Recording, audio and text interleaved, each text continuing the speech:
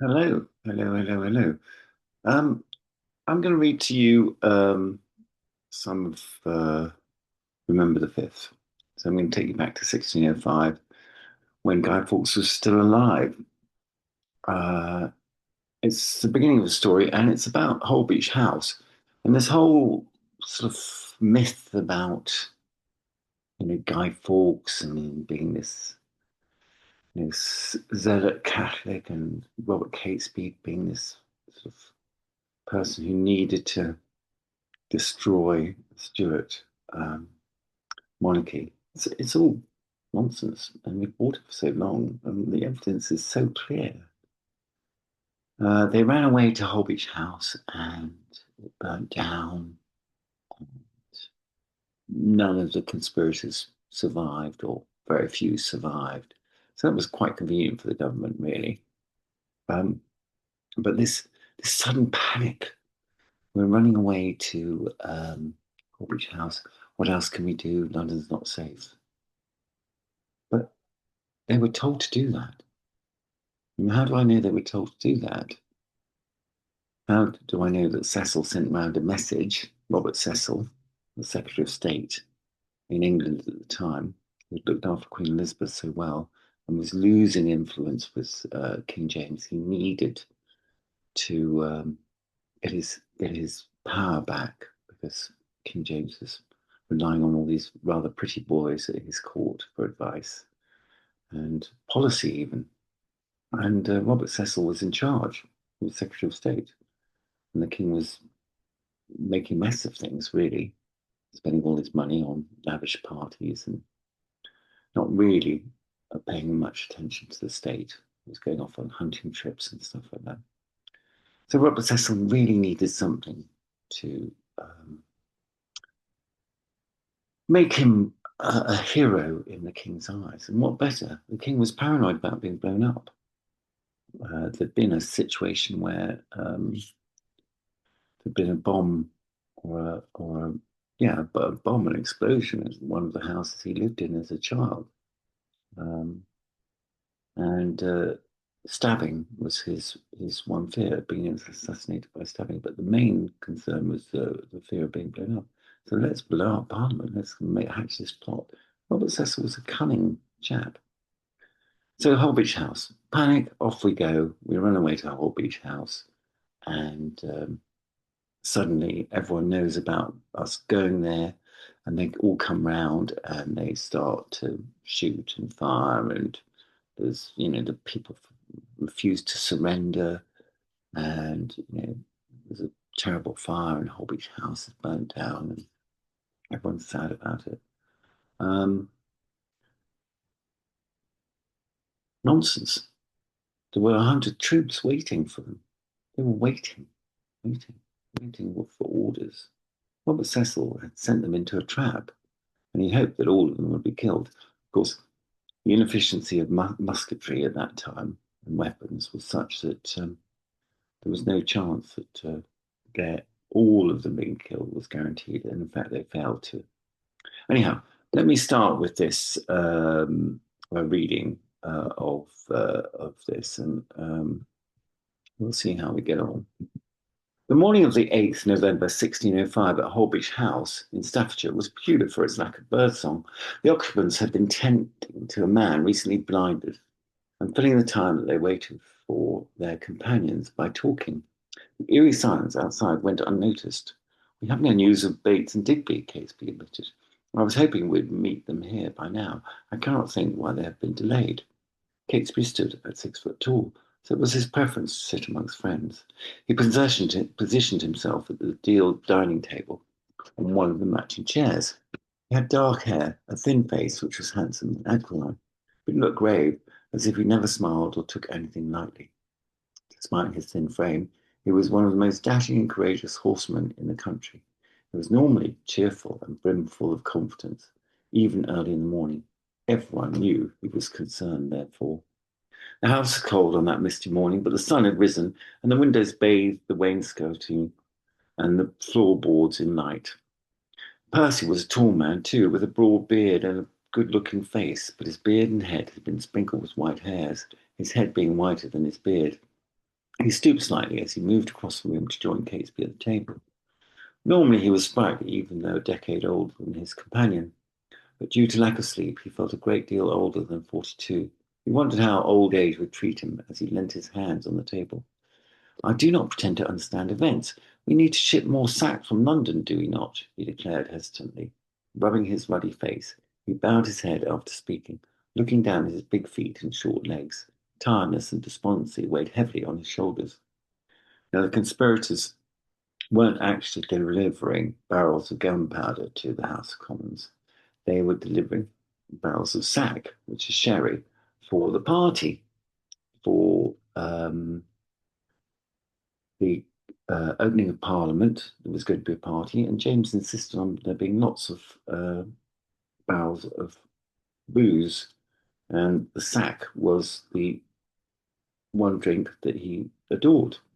So these poor chaps were tricked into filling the cellar with barrels of sack that they thought they were going to get paid for, and they then had one small barrel delivered, which they looked after, but they didn't realize that that had gunpowder in it. So all they had to do was find one gunpowder barrel, which they did, because they made sure that they found it.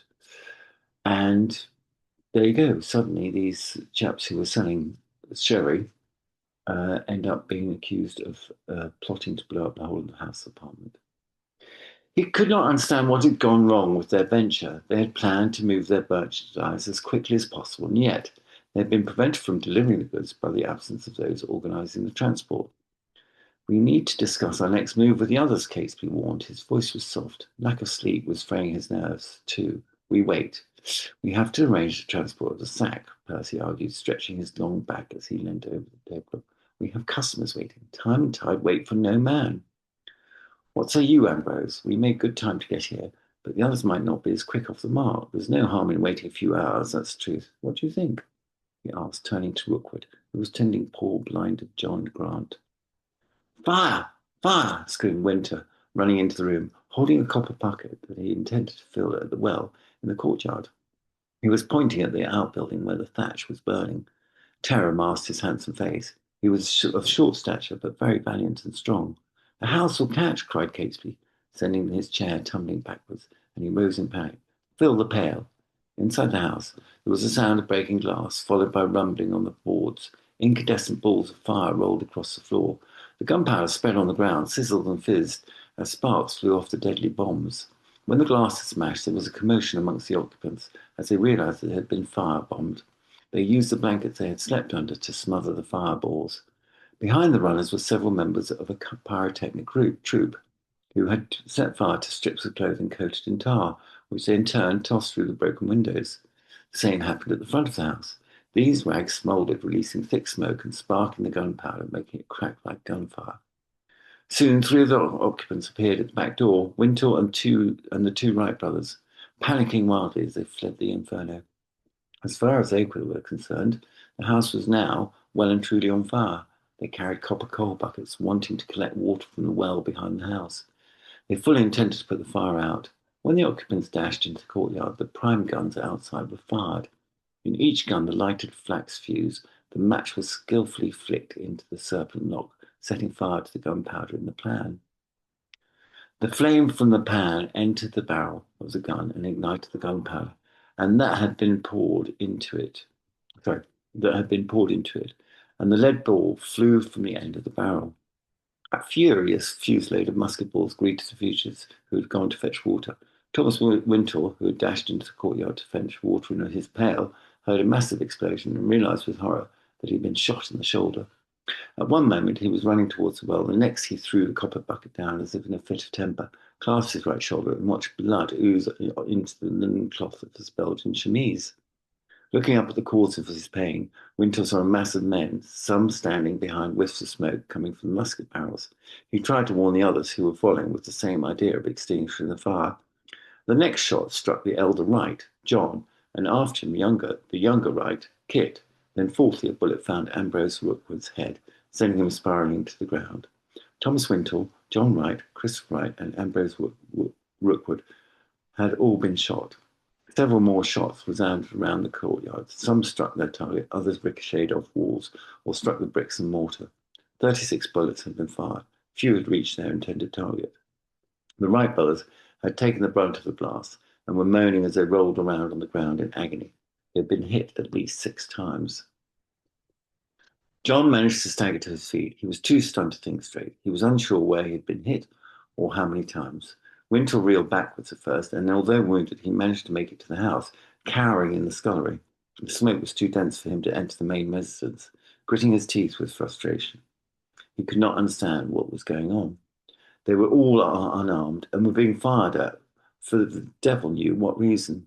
John Wright, who had managed to scramble to his feet and stay upright despite the pain, stepped backwards, clutching his stomach, where the wound oozed blood. He shuffled back to the wall and slid down it, determined not to pass out. Meanwhile, his younger brother had stopped moaning and writhing. He lay motionless. Groaning in pain, John sat against the wall, staring at his dead brother. Ambrose Rookwood, whose handsome face was contorted in pain, tried to scramble back to the house, but his short legs gave way under him. He was bleeding profusely from 2 wounds, one to the head and one to the right hand. "Dear Kit, my little brother Christopher," John mumbled before becoming unconscious. Ambrose was 27, Kit was 35, John was 37. They were in their prime before the blast. It was the twilight before the dawn. Vaguely visible were the dark shapes of the rolling hills, where wisps of ghostly mist snaked through the hoar frost. A gentle breeze full of icy air ruffled the bare branches of the copses lying scattered across the landscape. On a flat piece of greensward, close to the river, stood Holbeche House, which had been built 5 years previously and was soon to be burnt to the ground. The building consisted of a central block of 3 bays with 2 stories, an attic with windows, and projecting side wings with Dutch gables at each end. The first floor and attic provided an ideal area to set up a deadly arc of fire. It was a handsome house with wainscoting and wood panelling inside, built in the new style, the talk of the Staffordshire countryside. Hidden from view by stark branches of a clump of trees in the copse, overlooking the courtyard of the back of the house, stood a man wrapped in a biscuit-brown wool cape. Striding stealthily towards him was another man, one hand on the hilt of his sword, and the other holding the black knot that secured his crow-black cape. The figure crept carefully on tiptoe over the dewy grass as he approached the bare branches. It was as if he were avoiding serpents on the ground. He was a man of soldiery bearing, wrapped in a thick hooded cloak, looking like death, but for the absence of the scythe. The man waiting by the tree turned and spoke first. He was a man with a large, broad face, a pale complexion, a big nose, and one of his hands had been maimed by some shot from a bullet. "Sir Richard Walsh, High Sheriff of Worcestershire, you come readily on the hour," whispered Griffin Markham, jovially, turning from his excellent vantage point of the fugitive's house. He smiled as if their laying an ambush was all just a game.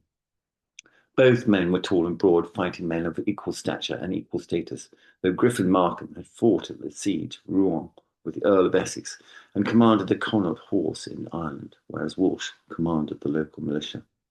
"Why, if it isn't Sir Markham Griffin, you are a long way from Sherwood Forest, are you not? Yet I heard you were exiled. How is this so?" Walsh spoke softly, but he could not hide the shock in his voice. His humour was not lost on Markham. He was from Nottingham, and Walsh was referring to the old outlaw of King John's reign, Robin Hood.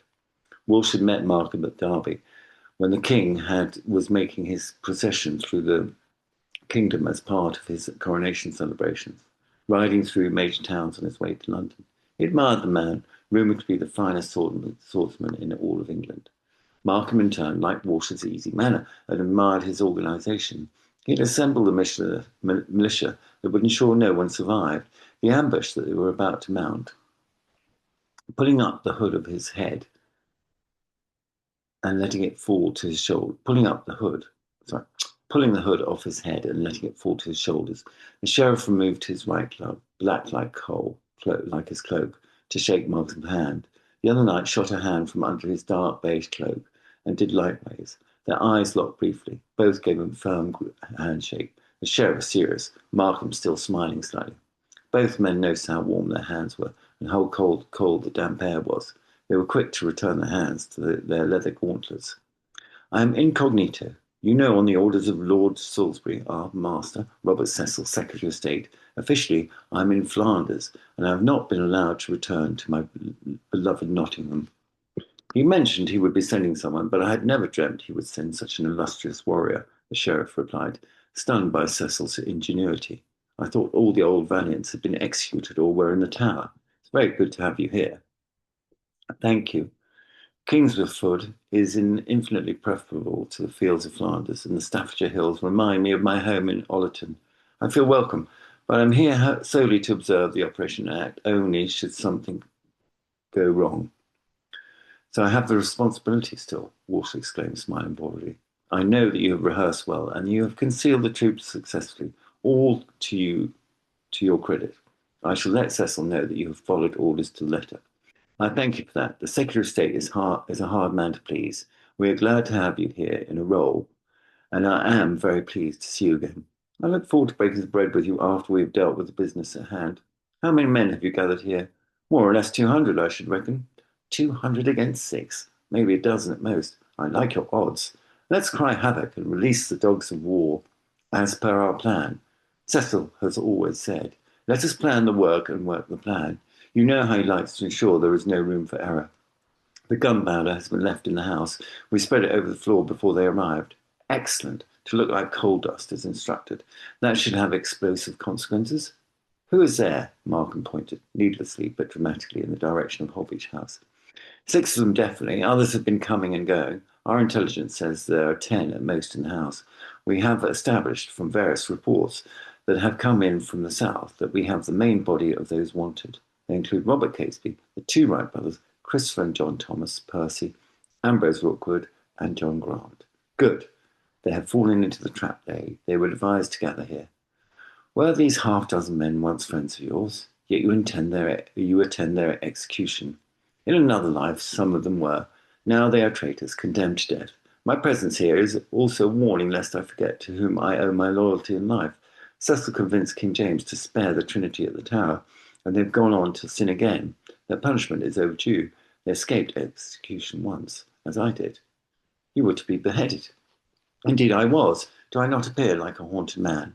A man who values his life, certainly. I've had orders to ensure that no one of the main body survives. I'm aware. Execute them now and save the humiliation of watching the genitalia burnt in front of them. I agree. A bullet is better bet than being hung and drawn. A horrible way to suffer than quartered. This sight I've only seen once. The image of that man's face will stay with me forever. We are doing them a service. As I see it, they were condemned many months ago. They have had their stay of execution. Only the main culprits are knights. A beheading for them, worse for others. I, for one, would prefer a clean kill. How long until we strike? Markham had breakfast on the hardtack biscuits that had been handed out to the militiamen. He was already thinking of lunch. The sun is rising. Not long. Now another hour or 2. Your men are getting ready. They will be so at my signal. Good. The sheriff waved a yellow silk handkerchief. And then I go on to describe what happens. So there you go. That's the story. Make of it what you will. But I think if you do some research, if you read the book, I think you'll be convinced that we've been celebrating the remembrance of the 5th of November and burning guys for hundreds of years. And the poor guy was just guarding some sherry. It's very sad. And it's remarkable that Cecil managed to make such a wonderful lie last so long. A true politician, if you know what I mean.